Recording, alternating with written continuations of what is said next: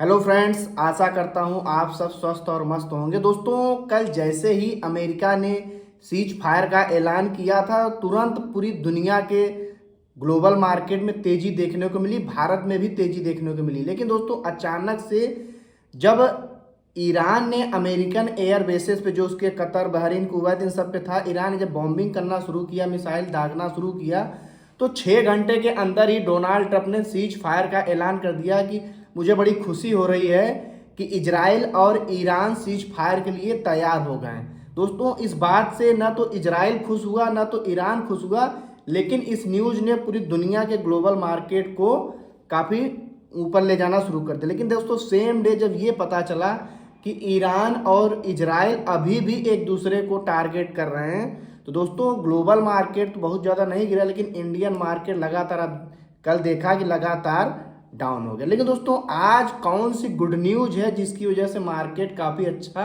Recover कर रहा है? देखिए दोस्तों, जब भी भारत, चीन और रूस आपस में आते हैं तो यूरोपीय देश और खासकर के यूएसए इन सबको अच्छा नहीं लगता।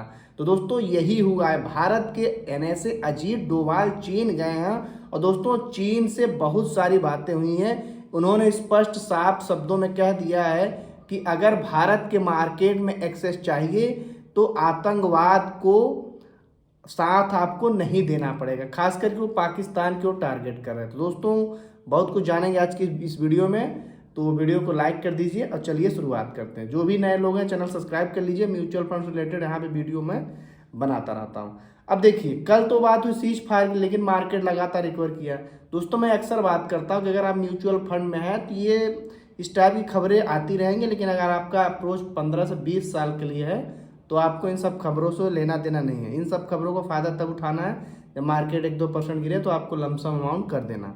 अब देखिए अमेरिका, देखिए, अपना नुकसान बिल्कुल नहीं चाहता। वो चाहता है कि अगर बहुत लंबे समय तक इजराइल, ईरान तो बिल्कुल तैयार है।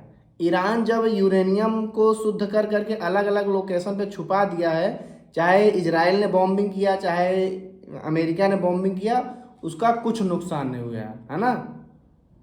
अमेरिका ने भी बम बरसा के चले गए, लेकिन उससे ईरान का कुछ नुकसान नहीं हुआ। ईरान पहले से पता था।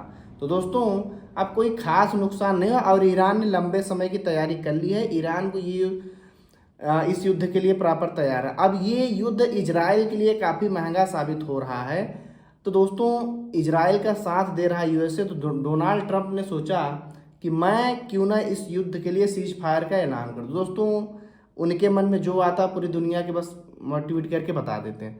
तो दोस्तों, अब देखिए, इजराइल ने, भाई इजराइल जो चाहता था पूरा हुआ नहीं है ना, और ईरान जो चाहता है उसका भी बदला पूरा नहीं हुआ।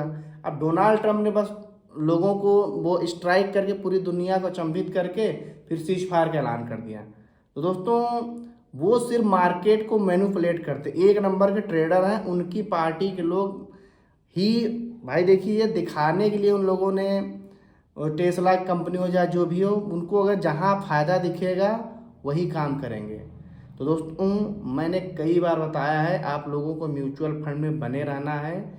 इस टाइप की बातें यहाँ होती रहती हैं। खास करके अगर आप 15 से 20 साल के लिए इन्वेस्टमेंट कर रहे हैं, तो मैंने कई बार बताया है, फंड तो हज़ारों फंड हैं, आपको सिर्फ लार्ज कैप, मिड कैप में ज़्यादा ज़्यादा इन्वेस्टमेंट करना है। अगर आपका टाइम हॉरिजन ज़्यादा है, 20 साल है, 25 साल है, तो ज़्यादातर अपना अमाउंट स्मॉल कैप में, फिर मिड कैप में और कम से कम स्मॉल कैप में। आप कम टाइम के लिए इन्वेस्टमेंट कर रहे हैं तो फिर आप लार्ज कैप, मिड कैप का अमाउंट बढ़ा देंगे। तो दोस्तों, बिल्कुल इस टाइप चलता रहेगा। अब जब भी अमेरिका, चीन और रूस अब आपस में आ रहे हैं, भारत के एनएसए भी चीन में गए हुए हैं, तो दोस्तों इसलिए मार्केट में काफ़ी पॉजिटिव न्यूज़ बनी हुई है। मैंने कई बार बताया कि भारत के मार्केट में कोई गड़बड़ी नहीं है।